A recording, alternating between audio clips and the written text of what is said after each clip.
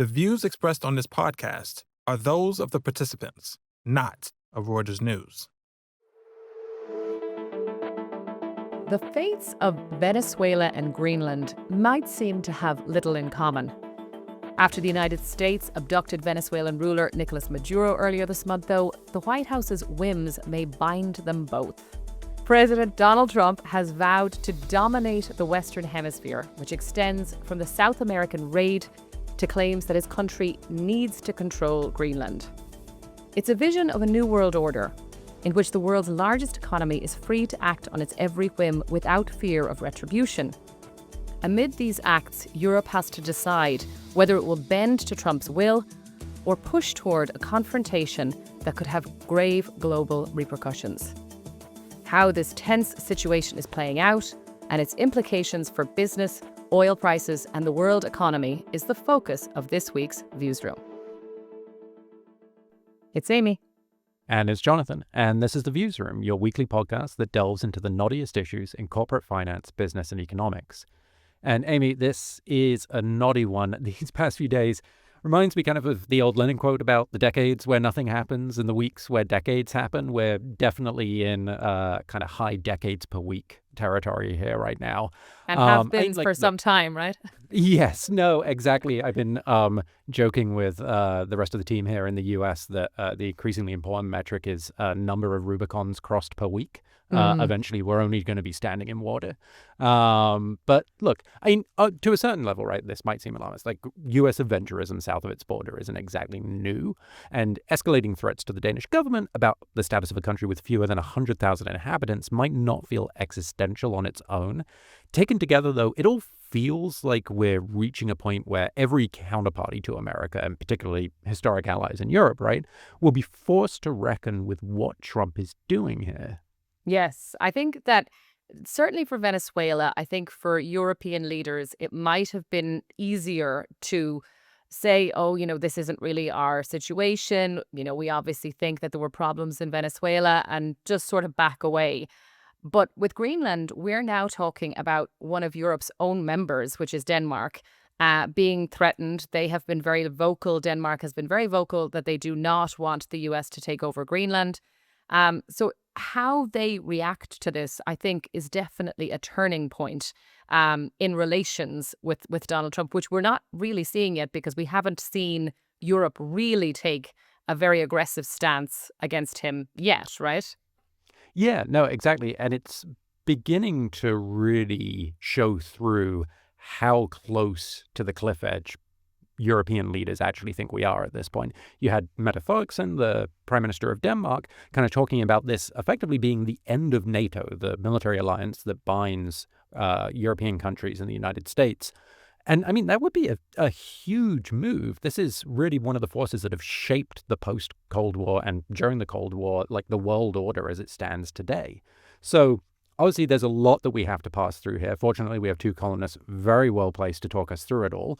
We have Yawen Chen, our resident oil expert, who's based in London, and Robert Siren, who has been covering all of this drama from the United States. Rob, Yawen, you are very welcome to the Viewsroom.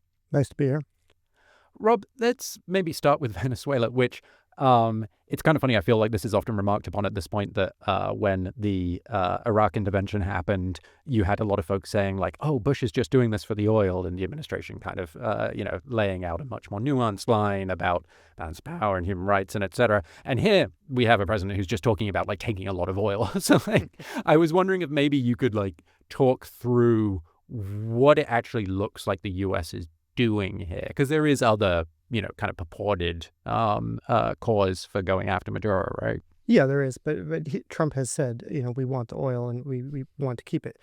Especially if you look at Donald Trump as kind of a creature of the 1980s, it makes a lot of sense because Venezuela just has a ginormous amount of oil. It's got about 1 trillion barrels of oil. That's according to U.S. Geological Survey.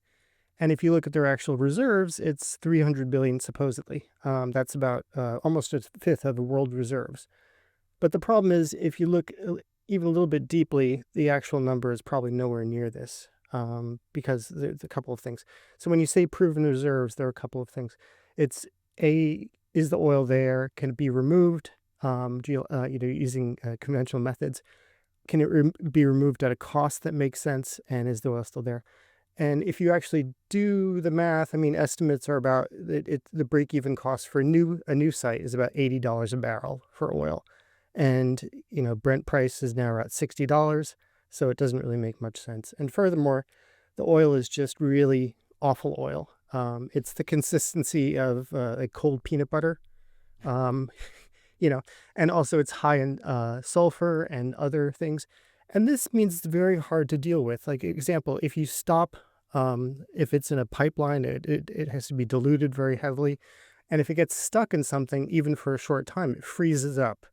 And if it freezes up, imagine you've got an oil well, or you've got a piece of equipment, and you've got this cold tar stuck to the entire inside of the thing. It's just a nightmare to deal with. And so there's a reason why a lot of oil companies, Trump has asked various oil companies come in. He's like, hey, great, you guys are going to have all this oil. And some of the oil companies are like, well, hold on, do we really want this oil? Like Exxon, for instance, Darren Woods came out and said it's uninvestable. Exxon lost And its Trump investment didn't like twice. that, right? Yeah. No, he did not like it at all. And you can see why Exxon said that, because they've lost their entire investment in Venezuela twice already. So he's asking them to come back a third time. And Exxon perhaps understandably said, well, as the situation currently exists, we're not that, we would need to fix things, which is a very gentle way. And of course, Trump got very mad at that. And now Exxon is supposedly removed. So there are all these problems there in Venezuela.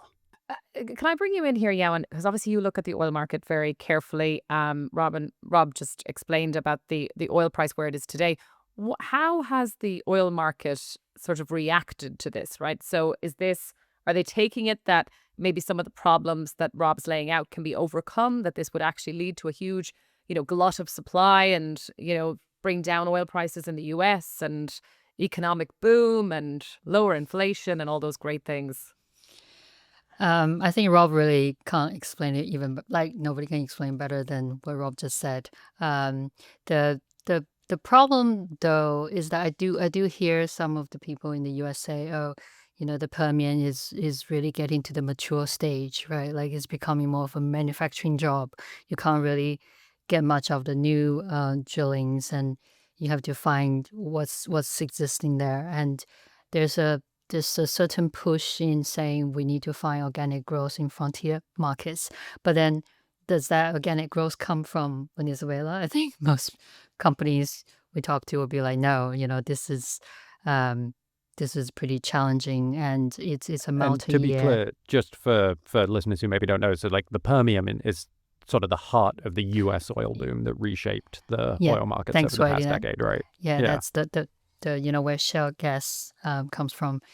That's part of reason. I think that's the main reason why the U.S. output has been so high in the last years. So yeah, it's also a multi-year kind of investment decision to make, right? And that's potentially lasting well beyond the current administration. So, in private conversations, a lot of companies are like, we don't know what's going to happen after 3 years. If there's a change of administration, would they have the same kind of policy on Venezuela, on fossil fuel? It's a big question mark there.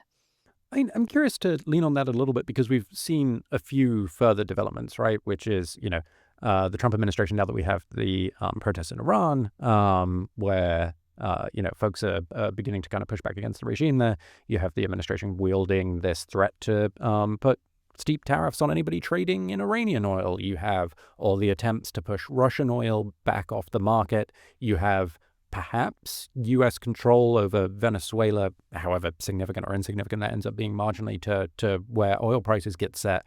I'm just wondering, if you kind of take all of this together, like what is happening to the oil market here? Is it like the U.S. has some path to exerting some greater global dominance on kind of marginal oil prices, or is all of this just like too scattershot?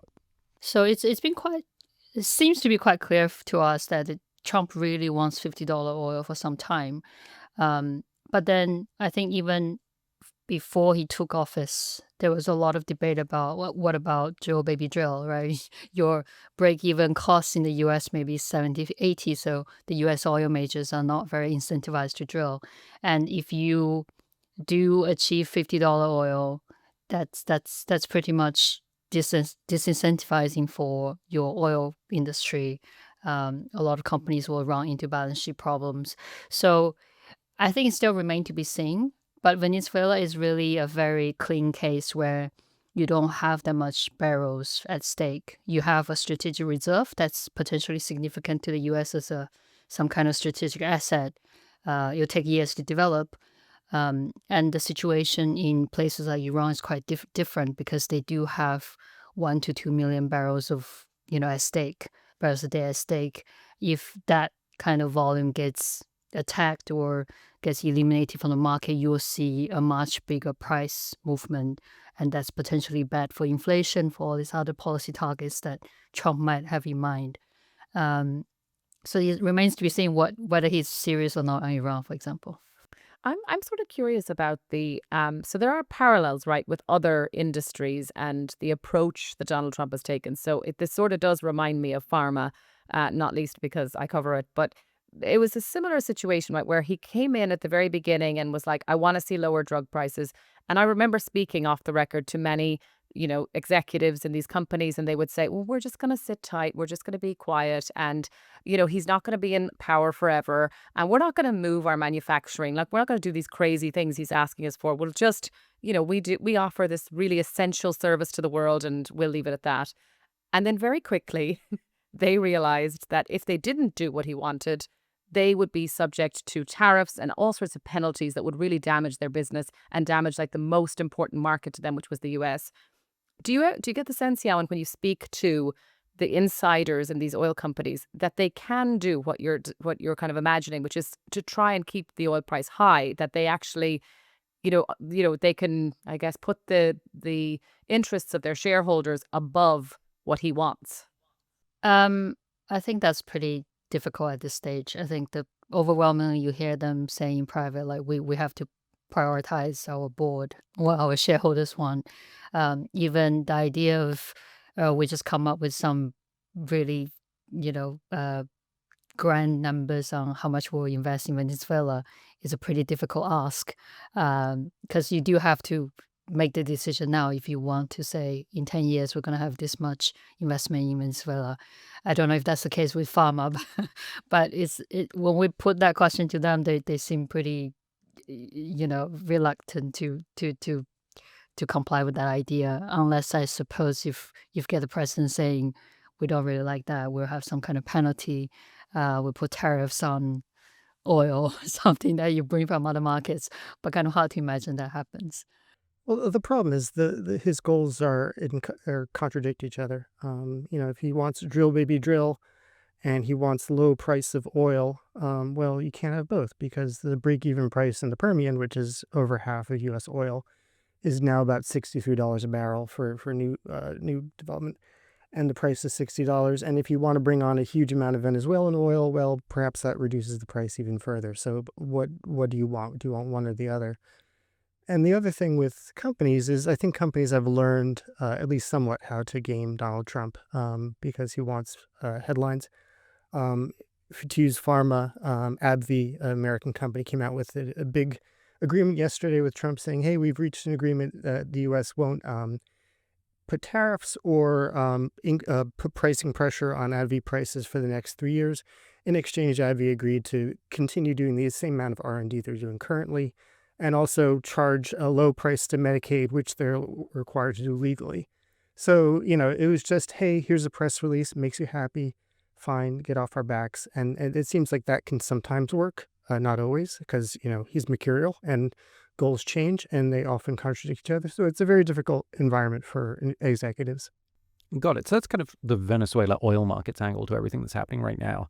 I know, Yawen, you also wrote about Greenland and offered a really interesting view on why Trump might be looking for full ownership of the territory. And, to kind of bring readers up to date here, Greenland, part of the Kingdom of Denmark, it's, had a U.S. military presence, which has been, kind of wound down over the years as a Danish military presence. There's, ostensibly a lot of argument going on over the degree to which the U.S. can vouchsafe, again, sort of hemispheric integrity if it doesn't have control of Greenland. But can you maybe walk us through how you saw the reasoning behind this one, Johan? Well, so first of all, I think Greenland is a pretty strategic location, right? It's in the Arctic. As climate change progresses, unfortunately, you've had more ice melting in the area, and that's opening up new passageways. You will see more Russian ships coming in the winter carrying that gas. Chinese. I think the Chinese are also interested in just monitoring how climate change is changing the patterns, the weather patterns, and that has implications for their industrial sectors. So it has a lot of kind of military, strategic, weather, that kind of importance for various forces. I suppose the U.S. is considers as hostile, and they want to curb their influence. And secondly, you've got a lot of rare earths, a lot of I think there's some oil and gas, there's some resources in Greenland where you could tap into. Although if you look at the rankings of the world's biggest rare earths reserves, for example, you've got China ranking first, and then you've got Brazil, India, all these other countries way before Greenland. I think the U.S. has a bigger rare earths reserve than Greenland as well. So those I think are the primary reasons why Trump has, for years, I think even during his first government, he said he wants to buy it, and now he's talking about we're considering options, including the military options to acquire it.